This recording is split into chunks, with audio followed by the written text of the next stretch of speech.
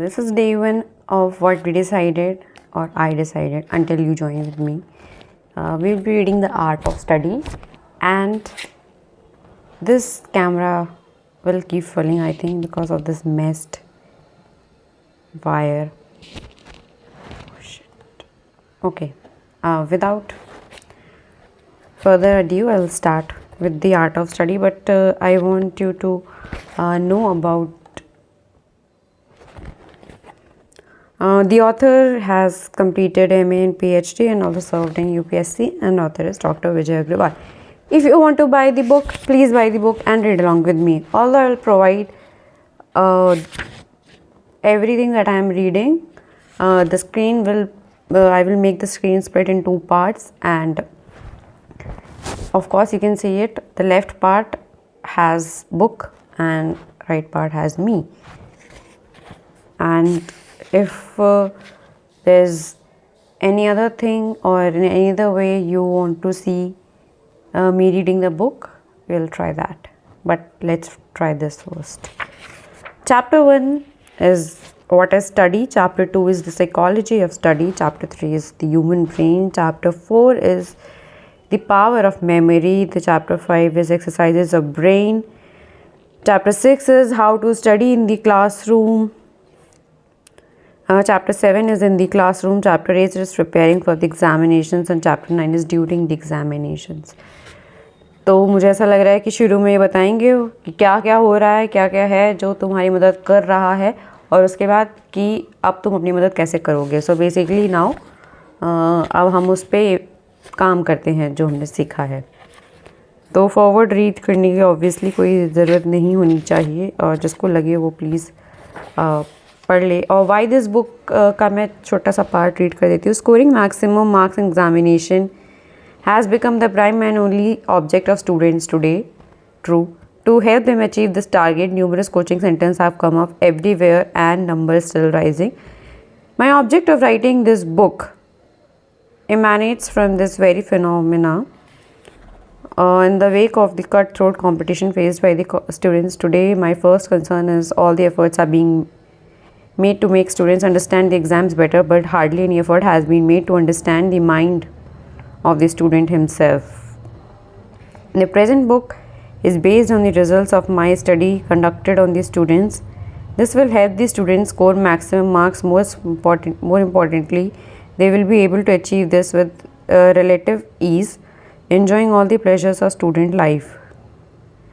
My second concern is for the students of those far-flung areas where coaching centers have yet to come up. I thought if I could not set up the centers, then there I could at least provide them with a book to compensate to some extent the lack of coaching centers. I have prepared this book addressing these two concerns. It is based on my sustained study and experiments for the past 6 years and my own experiences as a student and teacher. My effort has been to provide solutions to almost all the problems faced by the students during the preparation of their exams. If some questions still remain unanswered, the readers must feel free to write to me. The two persons who have been source of my inspiration for writing this book are Siddh Bhauji, the eminent social activist devoted to the cause of children's education, and my son Sanidhya Narayan, through whose constant queries while I taught him inspired me to write this book. Dear friends, this work is no longer mine, it belongs to you now. You are the best judges of its utility. If its utility, my best wishes are with you. And if you like the book, you can mail him. There is email address given at the bottom of the page. Chapter 1, what is study? The reason why we study what we study should be clear in our minds. क्यों पढ़ रहे हैं हम? मुझे लगता है कि ये बुक काफ़ी इंक्वायरी बेस्ड हो सकती है, तो आप साथ में इंक्वायरी करते हुए चले, वीडियो को पॉज करते हुए, while I will contemplate while speaking along with it. क्योंकि हमें पढ़ाई क्यों कर रहे हैं? एक तो है कि क्यूरियोसिटी होती है. जब मैं छोटी थी तो मुझे कभी मार्क्स की चाहत नहीं थी, इसीलिए कभी मेरे ज़्यादा आए भी नहीं शायद. आई वॉज इन टॉप 5, पर वो ऐसे ही हो रहा था कि हाँ मज़ा आ रहा है तब पढ़ लिया, नहीं आ रहा है नहीं पढ़ा, मन क्या पढ़ लिया नहीं पढ़ा. तो why we study. So in my school days I think मेरा मेन कंसर्न तो था कि जब मज़ा आए तब पढ़ो। तो मैंने जो नॉलेज गेन करी वो मुझे कभी बर्डन नहीं लगी, it was always fun to me. Later on in life फिर कहा गया पढ़ो पढ़ो, बहुत ज़बरदस्ती एग्ज़ाम निकालना होगा, पढ़ो पढ़ो, कॉम्पिटिटिव एग्ज़ाम्स निकालने ही होंगे। सो मेरे पास ये प्रेशर था लेने के लिए मेरे घर में कि मुझे गवर्नमेंट एग्ज़ाम्स के लिए प्रिपरेशन करनी होगी, इसलिए अब मुझे स्टडी उतनी फ़न नहीं लगती है और मुझे ऐसा लगता है मुझे ज़बरदस्ती पढ़ना होगा क्योंकि मुझे एग्ज़ाम क्लियर करना है, इसीलिए मैं और कम पढ़ पाती हूँ। तो मुझे ऐसा लगता है कि मेरा शायद मेन कंसर्न अगर क्यूरियोसिटी रहे टू नो गेन नॉलेज तो ही अच्छा रहेगा। और फिर जब क्यूरियोसिटी में आने पड़ता है तो ही गोज़ इन लेंथ और डेप्थ में बहुत जाता है वो उस चीज़ के, चाहे वो इम्पोर्टेंट हो या ना हो। व्हाट वी स्टडी, तो अगर मैं क्यूरियोसिटी आंसर दे रही हूँ तो मेरे लिए यूजुअली फ़िज़िक्स एक कंसर्न ऑफ क्यूरियोसिटी रहा है। फ़िलॉसफी को भी मैंने काफ़ी पढ़ा है, लेकिन जब जिस चीज़ का मन कर रहा है ये बहुत ही क्लियर होना चाहिए। पर अगर आप ऑब्जेक्टिव लेके स्टडी कर रहे हैं कि यू हैव टू, क्योंकि स्कोर ज़रूरी है। मैं इतने बड़े होकर मुझे समझ में आ रहा है कि जिस हमारी पॉपुलेशन जिस हिसाब पे है इस वक्त, स्कोर भी एक ऑब्जेक्टिव रह सकता है आपका, तो आप उस तरीके से भी पढ़ सकते हैं। ये आपका अपना हो सकता है और मैं और कंटेम्पलेट करूँगी इस पे आगे चल के। It wasn't easy to explain to those young students and help them to come to terms with the existence of an art of study. However, fortunately, after months of continuous correspondence, the objective was finally achieved. When they accepted the fact that the way they studied, the depth of their comprehension and their ability to retain what they had studied had improved by a vast margin. And all of this was certainly evident by their scores in CBSE examinations. The fact that you're reading this book is in itself an indication that you have had a vast amount of experience as far as studying is concerned. I do not know whether it has been ever told to you that studying is itself an art. In fact, it is not only an art but also a specialized and detailed body of science. Unfortunately, whenever I try to discuss the art of study with students, I have always been left disappointed by their response. They all had a morbid response which centered upon the idea that they had been studying all their lives. Then what was new about this? Quite on the contrary, from the very inception I was intrigued by this phenomena. And how was it that the people who spent few years other than me in study scored higher than me? Though I never studied too much myself, I always scored less in proportion to what I studied. Right from the inception, since when I was a child, this mystery intrigued me, as would the mysteries of the universe. The more one is intrigued by the mysteries of phenomena, the more he is compelled to work towards solving them and knowing the truth. I was no exception to this. तो ऐसा होता है, कुछ लोगों को कम पढ़ के ज़्यादा मार्क्स आते हैं, कुछ लोगों को ज़्यादा पढ़ के कम मार्क्स आते हैं।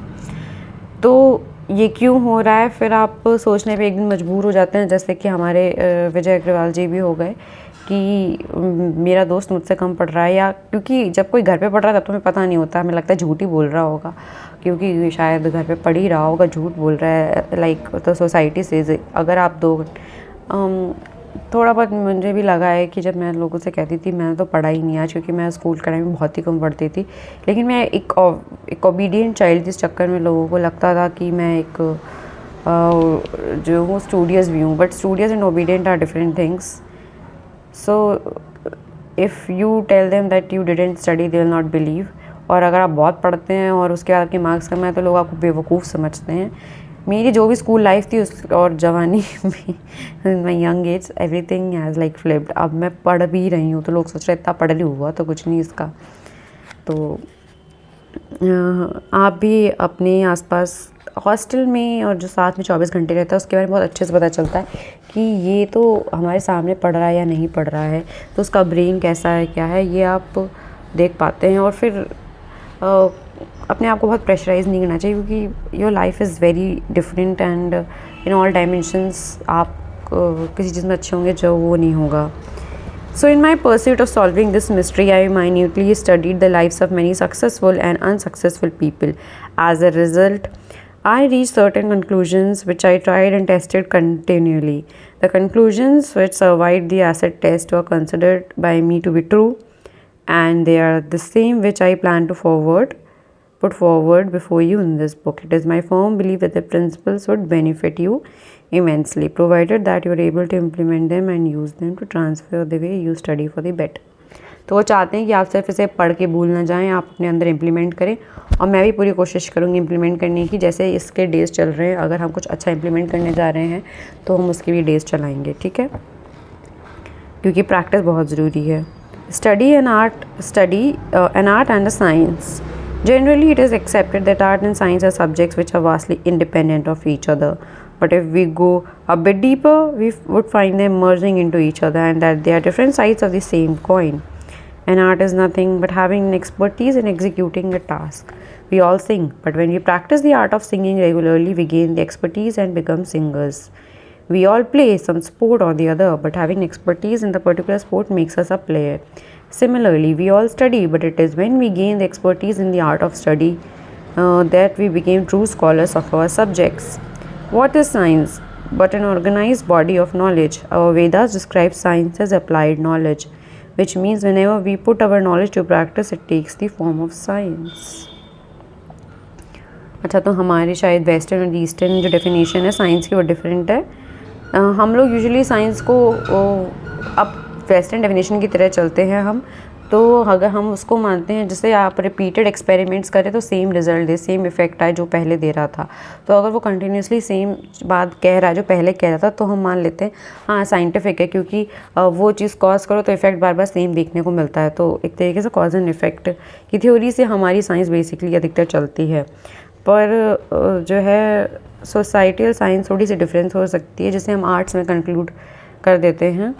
पर वो कह रहे हैं कि दोनों बहुत ही इंटीग्रेटेड है, हमारी ज़िंदगी का एक साथ एक पार्ट है। मतलब हम साइंस वालों को, जैसे अभी तक तो ऐसा होता था आर्ट्स नहीं ले पाते थे और आर्ट्स वाले साइंस नहीं ले पाते थे, तो अब इंटीग्रेट कर दिया गया है विद न्यू NEP, तो आप ऐसा कर सकते हैं। और पर जैसे दिमाग जब साइंस की तरफ हो ना तो ऐसा लगता है कि बहुत डिफरेंट चलता है, और आर्ट्स की तरफ बहुत डिफरेंट चलता है, और जब उसका एक इंटीग्रेशन होता है तो आप बहुत ग्रेट ह्यूमन बीइंग बन जाएंगे सच में।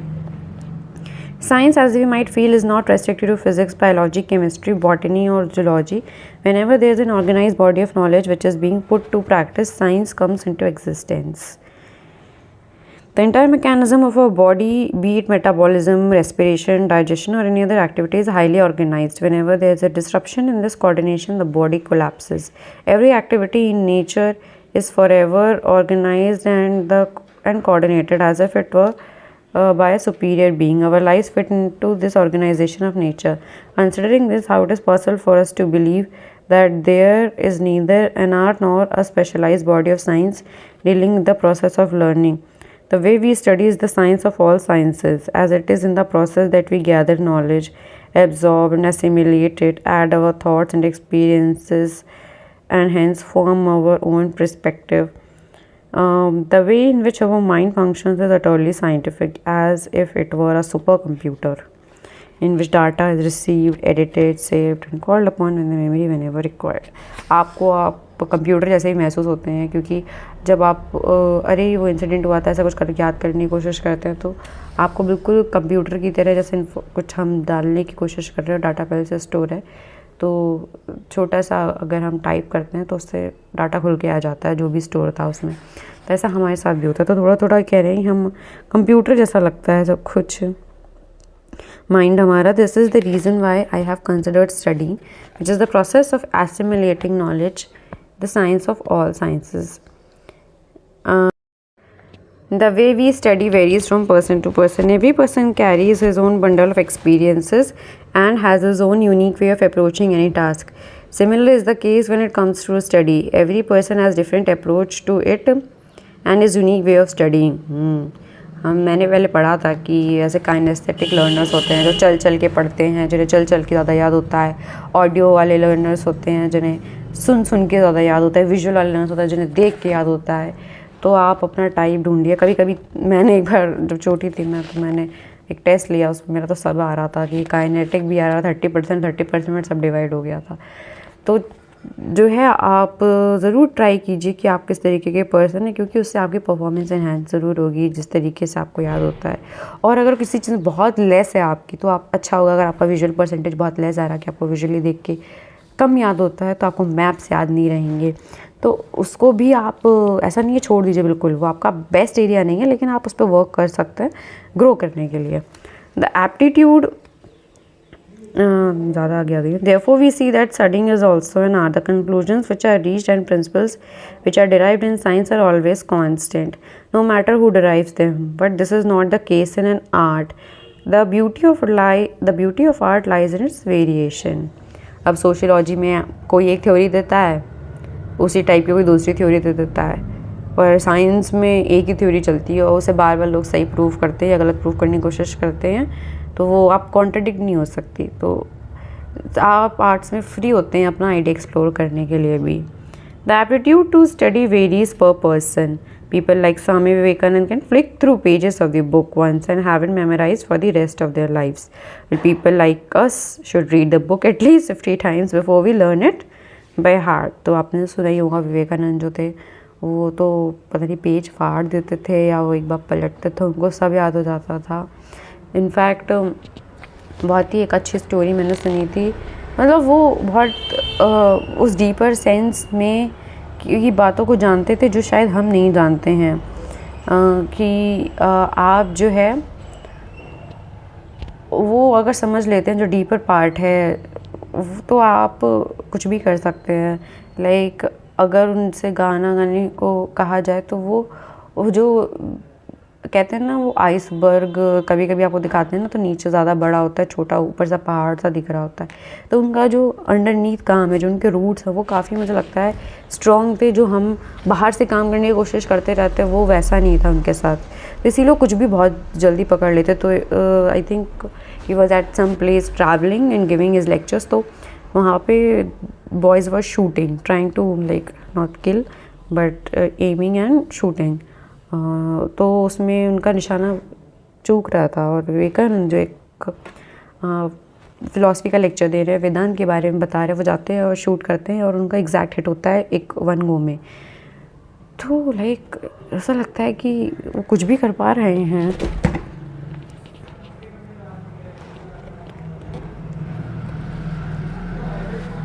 Okay, the people like Swami Vivekananda can flick through pages of the book once and have it memorized for the rest of their lives. और हमें 50 बार पढ़ने की ज़रूरत नहीं है, आपको अंदर से चेंज होने की ज़रूरत है। 50 टाइम्स याद करने के लिए हाँ पढ़ना पड़ सकता है, पर ऐसी बुक्स याद नहीं की जाती। अपना सिलेबस याद करना पड़ता है, वो भी नहीं करना चाहिए। If studying was purely a science, then everybody on studying would reach the same set of conclusions. This, however, does not happen. Whatever they study, people tend to see it in their own light of experience and pre-attained knowledge. Since this type of variation exists, you have to consider the fact that studying may also be perceived as an art. There might be a set of rules which frame an art, but many ways in which work is done within the framework of these rules varies.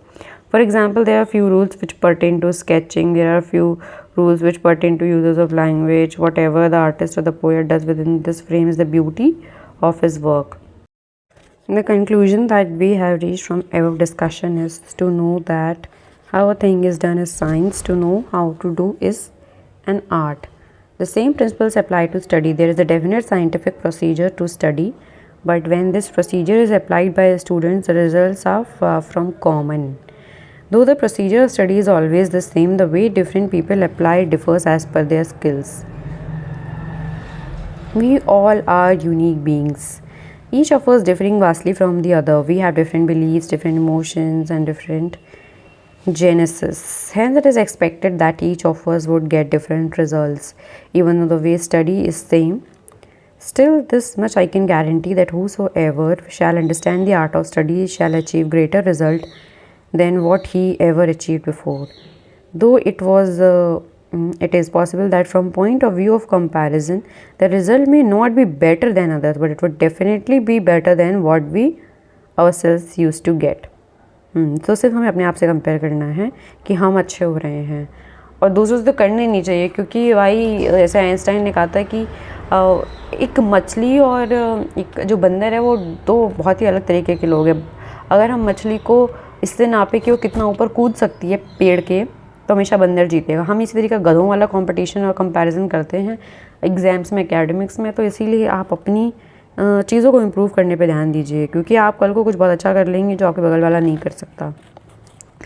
It is an established law of nature that any task done in an organized fashion would reap better results. A lot of trees grow in the forest without anyone to look after them, and they grow quite well too. But this does not mean that the trees do not need to be tended. Whenever the trees are planted properly and taken care of, they grow better than they would in a jungle. ये बात पक्का सही है। What is study? The things that I am about to discuss now may urge you to think that what relevance they have to the art of study. What I request from you is little patience. To be honest, the art of study in itself is such an extensive field of knowledge that if not explained properly, you would not be able to grasp it. Studying is not confined to books in your course. You may study character of a person, psychology हो गई है फिर. You may study dynamics of the indefinite flight of a butterfly. अच्छा, ये physics हो गई लग रहा है. You may even study the environment that you live in. ये सोशल साइंस हो गई. मुझे इस कैमरा को ऐसे रखना पड़ रहा है क्योंकि ये बार बार गिर जा रहा है. Studying refers to the art of comprehension of any particular thing in detail. What means we use and what methods we apply to absorb this knowledge are as not important as the knowledge itself. If you think in this way, मैं नीचे देखती हूँ तो मुझे नहीं पता कि सामने स्क्रीन पे क्या आ रहा है, कैसी लग रही है, तो please ignore focus on the content.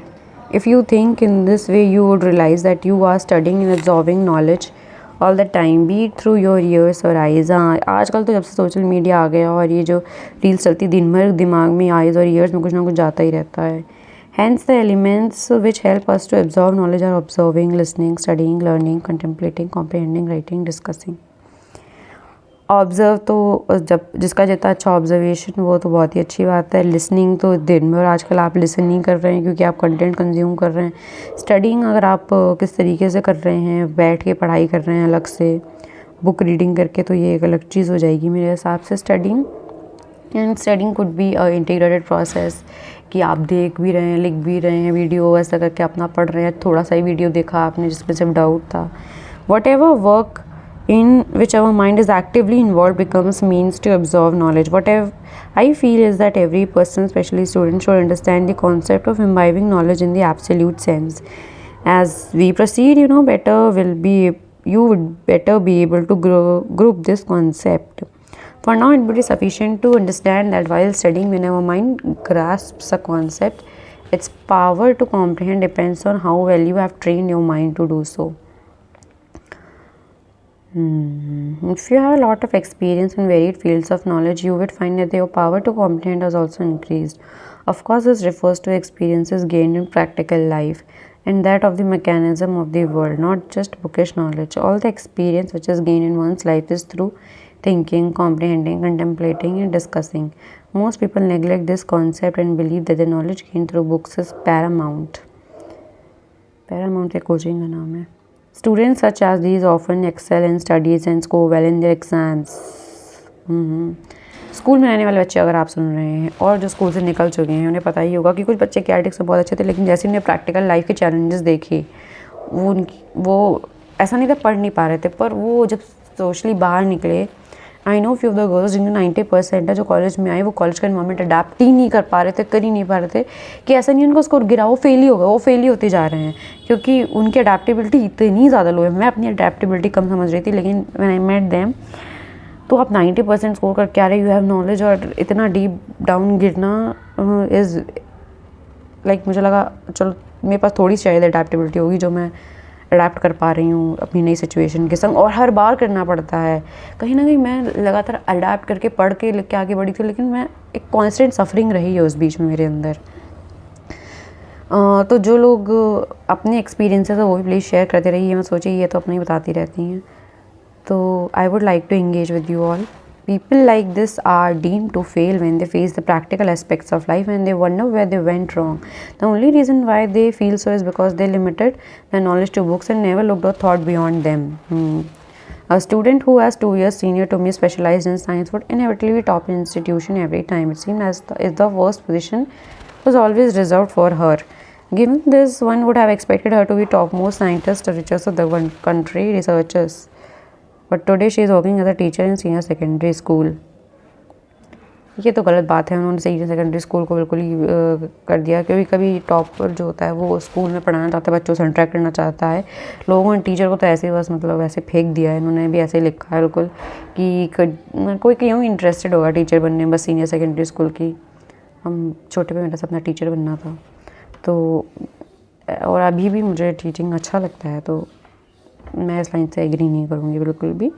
तो क्या हुआ, वो लड़की अगर टीचर बनना चाहती है। Why study? The main purpose which is believed to be behind the reason we study is to learn something new. हाँ, कोई नए नॉलेज लेने के लिए पढ़ते हैं, but in practice is not true. There may be various reasons as to why person would imbibe knowledge. सही बात है, पढ़ना तो हमें चाहिए न्यू नॉलेज के लिए, लेकिन अब जैसे सरकारी एग्जाम निकालने के लिए भी पढ़ते हैं। Whatever we read and whatever we study depends on our motive behind studying.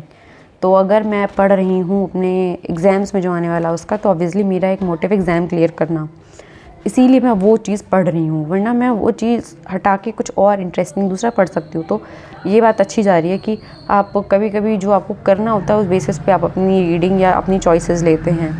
For example, consider that you are a student of English literature and your course demands you to study Julius Caesar. You read the classic and recommend it to one of your friends who is a student of science. Such a friend would have completely different approach to reading it as compared to you.